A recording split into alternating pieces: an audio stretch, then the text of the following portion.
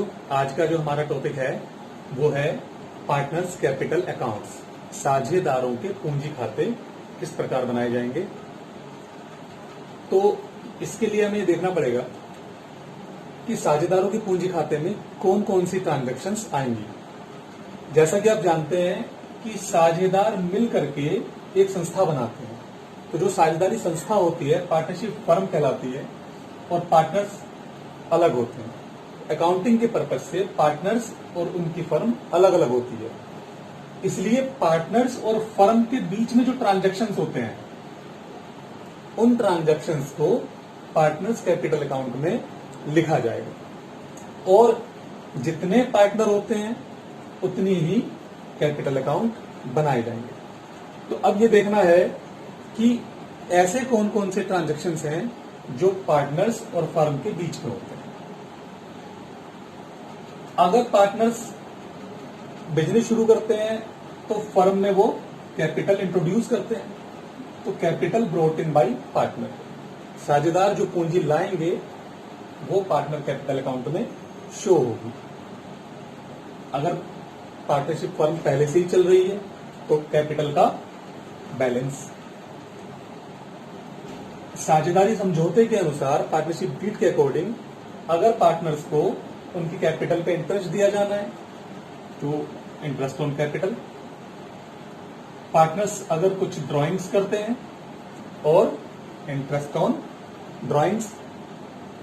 अगर partnership deed के according किसी पार्टनर को सैलरी या कमीशन दिया जाना है तो वो सैलरी और कमीशन। और पार्टनरशिप फर्म का प्रॉफिट या लॉस। ये सारे ट्रांजैक्शंस पार्टनरशिप और फर्म के बीच में होते हैं, पार्टनर्स और फर्म के बीच में ट्रांजैक्शंस होते हैं और ये सारे ट्रांजैक्शन पार्टनर्स कैपिटल अकाउंट में शो होंगे। अब पार्टनर्स कैपिटल अकाउंट बनाने के कितने तरीके हैं ये बताए जाएंगे। तो पार्टनर्स कैपिटल अकाउंट बनाने के कितने तरीके हैं या क्या मेथड्स हैं। Methods of maintaining partners capital account. तो बच्चों, पार्टनर्स कैपिटल अकाउंट दो तरह से बना सकते हैं। अगर हमें अपनी कैपिटल फ्लक्चुएटिंग रखनी है, एक मेथड तो है फ्लक्चुएटिंग कैपिटल मेथड, अस्थायी पूंजी विधि, और दूसरा मेथड है फिक्स कैपिटल मेथड, स्थायी पूंजी विधि। तो सबसे पहले बताएंगे कि फ्लक्चुएटिंग कैपिटल मेथड के अकॉर्डिंग पार्टनर्स कैपिटल अकाउंट कैसे बनेगा। पार्टनर्स और फर्म के बीच में जो ट्रांजेक्शन्स हैं वो पार्टनर्स कैपिटल अकाउंट में किस प्रकार आएंगी, कौन सी आइटम्स डेबिट होंगी, कौन सी आइटम क्रेडिट होंगी। तो कैपिटल का बैलेंस क्रेडिट होगा, बाय बैलेंस बीडी। और अगर क्वेश्चन में कैपिटल का बैलेंस डेबिट दिया है तो आ जाएगा to balance DD. Fluctuating capital method में कैपिटल का बैलेंस क्रेडिट भी हो सकता है और कैपिटल का बैलेंस डेबिट भी हो सकता है। जिस तरह से क्वेश्चन में दिया होगा उस हिसाब से हम यहाँ पे लिख देंगे। अगर किसी पार्टनर ने कुछ एडिशनल कैपिटल इंट्रोड्यूस की है, लगाई है, तो वो कहां पे आएगी, वो क्रेडिट में आ जाएगी बाय कैश या बैंक अकाउंट। बच्चों, सबसे आसान तरीका ये है कैपिटल अकाउंट बनाने का कि जिन जिन आइटम्स से आपकी कैपिटल इंक्रीज हो रही है, पार्टनर्स की कैपिटल इंक्रीज हो रही है, बढ़ती है, वो मध्य क्रेडिट में आ जाएंगी।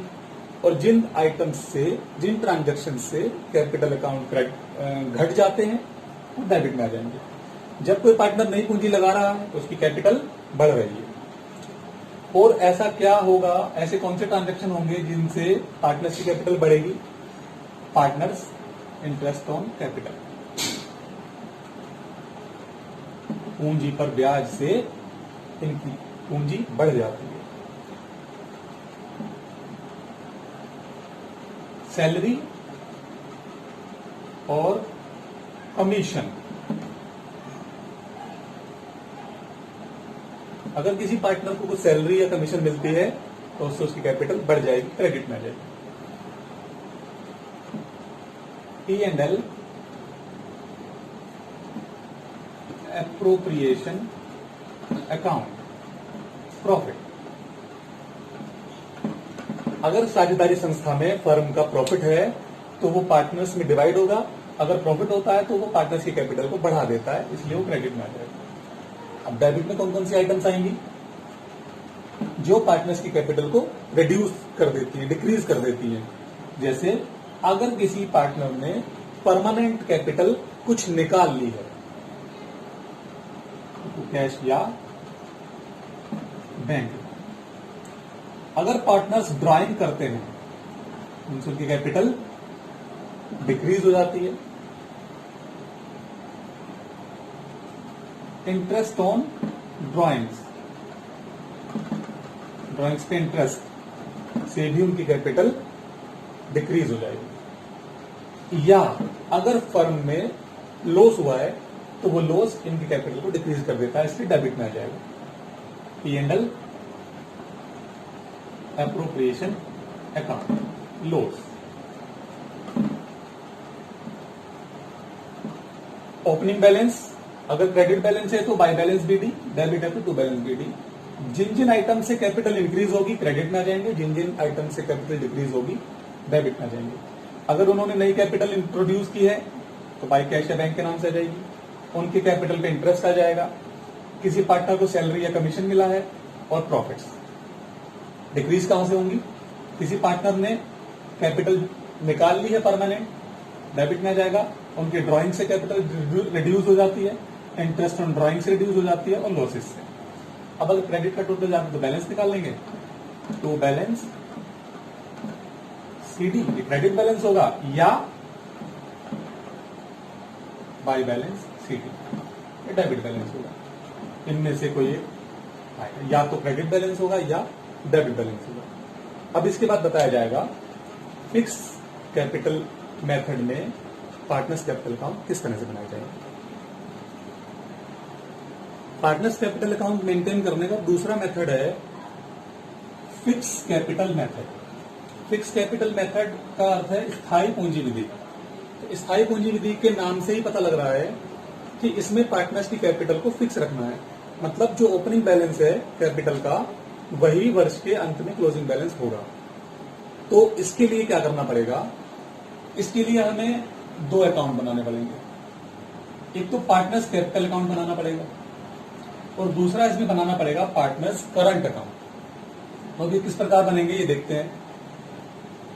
पार्टनर्स कैपिटल अकाउंट में कैपिटल का ओपनिंग बैलेंस आएगा और अगर पार्टनर्स ने कुछ कैपिटल एडिशनल लगाई है या कुछ कैपिटल परमानेंटली निकाल ली है तो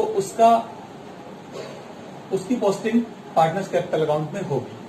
अगर उसने एडिशनल कैपिटल लगाई है तो बाय कैश या बैंक के नाम से आ जाएगी, निकाल ली है तो टू कैश या बैंक के नाम से डेबिट में आ जाएगी। उसके बाद कैपिटल का बैलेंस निकल जाएगा।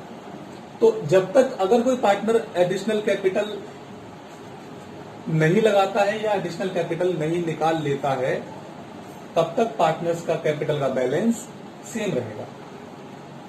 इसीलिए स्थायी पूंजी विधि कहते हैं इसको। तो आप ध्यान दें कि पार्टनर्स कैपिटल अकाउंट में केवल 3 आइटम्स आएंगी। कैपिटल का बैलेंस, अगर एडिशनल कैपिटल लगाई है तो क्रेडिट में आ जाएगी या कुछ कैपिटल निकाल ली है तो डेबिट में आ जाएगी। इसके अलावा और कोई ट्रांजैक्शन कैपिटल अकाउंट में नहीं आएगा। बाकी जितने ट्रांजैक्शन हैं उसके लिए बनाया जाएगा पार्टनर्स करंट अकाउंट। ये बिल्कुल वैसे ही बनेगा जैसे कैपिटल अकाउंट बनाया जाता है। पार्टनर्स करंट अकाउंट का बैलेंस क्रेडिट भी हो सकता है और डेबिट भी हो सकता है। अगर क्वेश्चन में क्रेडिट बैलेंस दिया है तो बाय बैलेंस बीडी लिख देंगे, अगर डेबिट बैलेंस दिया है तो टू बैलेंस बीडी लिख देंगे। उसके अलावा जो बाकी सारे ट्रांजैक्शंस हैं वो कैपिटल अकाउंट से उठ करके करंट अकाउंट में एज इट इज आ जाएंगे। जैसे क्रेडिट में आ जाएगा बाय इंटरेस्ट ऑन कैपिटल। अगर किसी पार्टनर को सैलरी मिल रही है बाय सैलरी और कमीशन टू पार्टनर। प्रॉफिट का share by P&L appropriation account. Drawings और इंटरेस्ट ऑन ड्राइंग्स, लॉसेस हैं तो डेबिट में आ जाएंगे to profit and loss appropriation के नाम से। क्रेडिट बैलेंस भी आ सकता है और इसका डेबिट बैलेंस भी आ सकता है।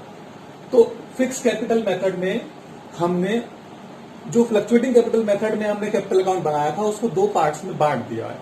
कुछ पोर्शन कैपिटल में चला गया, कुछ पोर्शन करंट अकाउंट में गया। करंट अकाउंट का बैलेंस भी बैलेंस शीट में उसी तरह शो करेंगे जिस तरह से कैपिटल अकाउंट का बैलेंस शो करते हैं। करंट अकाउंट का बैलेंस अगर डेबिट होता है तो बैलेंस शीट में एसेट साइड में शो होगा, और अगर क्रेडिट होता है तो जैसे कैपिटल क्रेडिट में शो होती है वैसे ही लायबिलिटी साइड में इसको शो करेंगे।